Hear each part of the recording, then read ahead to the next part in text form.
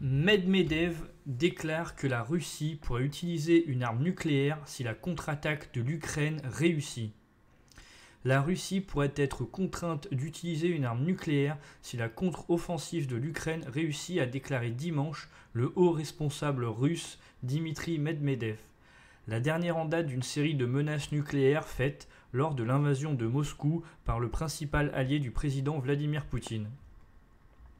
Dmitry Medvedev, vice-président du Conseil de sécurité russe, a averti que si l'offensive de l'Ukraine, en coopération avec l'OTAN, réussissait et entraînait la perte d'une partie du territoire russe, la Russie serait contrainte d'utiliser des armes nucléaires conformément au décret présidentiel russe. Ces déclarations soulèvent des inquiétudes concernant la situation en cours entre la Russie et l'Ukraine et les tensions géopolitiques dans la région. Dans ce cas, il n'y aurait tout simplement aucune autre solution, a ajouté l'ancien président russe. Nos ennemis devraient prier pour que nos combattants n'entraînent pas le monde dans les flammes nucléaires. Medvedev, qui a été président de la Russie de 2008 à 2012, adopte un ton belliqueux tout au long de l'invasion de l'Ukraine par Moscou, évoquant à plusieurs reprises le spectre d'un conflit nucléaire. En avril dernier, il a mis en garde contre une expansion nucléaire russe si la Suède et la Finlande rejoignaient l'OTAN. Helsinki a rejoint l'alliance de défense plus tard ce mois-là, tandis que la voie d'adhésion de Stockholm à l'OTAN a été dégagée plus tôt ce mois-ci, après que la Turquie ait levé ses objections. Donc maintenant c'est bon.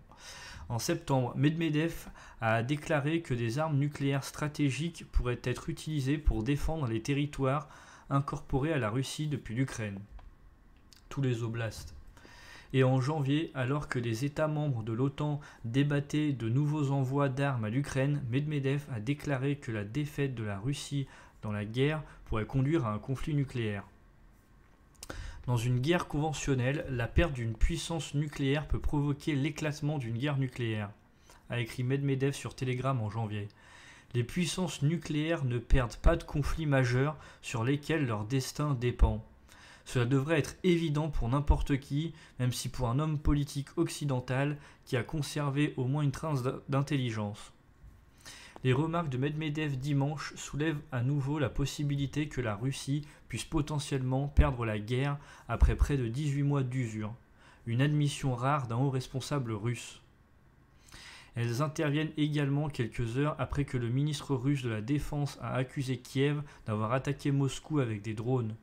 3 drones ont été interceptés dimanche, mais un complexe commercial et de loisirs à l'ouest de la capitale russe a été touché, a déclaré le ministre. Bon, il y a aussi un complexe commercial qui a été touché. Les États-Unis ont déjà averti la Russie de ne pas utiliser d'armes nucléaires en Ukraine, à la fois par des communications directes privées et par des canaux publics, notamment lors de l'Assemblée générale de l'ONU de l'année dernière. Le mois dernier, Poutine a déclaré que la Russie avait déplacé un premier lot d'armes nucléaires tactiques en Biélorussie, affirmant qu'elles y étaient placées pour la dissuasion.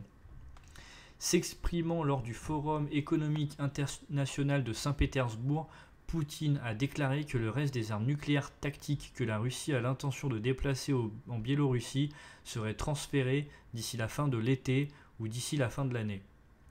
L'agence de renseignement de la défense des États-Unis a déclaré qu'elle n'avait aucune raison de douter de l'affirmation de Poutine selon laquelle des armes nucléaires étaient présentes en Biélorussie. Cependant, le porte-parole du département d'État américain Matthew Miller a déclaré à l'époque que les États-Unis n'avaient aucune raison de modifier leur posture nucléaire ni aucune indication que la Russie se préparait à utiliser une arme nucléaire.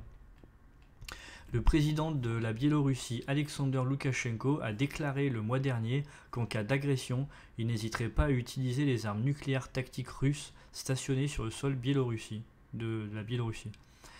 Cependant, les responsables supérieurs de la DIA, donc la défense des États-Unis, l'agence de renseignement de la défense des États-Unis, ont déclaré ne pas croire que Loukachenko aurait le contrôle sur l'arsenal. Il serait très probablement entièrement contrôlé par la Russie.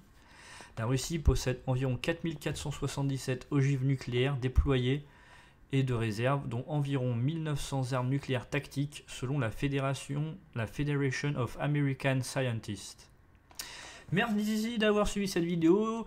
N'hésitez pas à me dire ce que vous en avez pensé en commentaire, likez, partagez, à vous abonner ou à regarder d'autres vidéos sur la chaîne.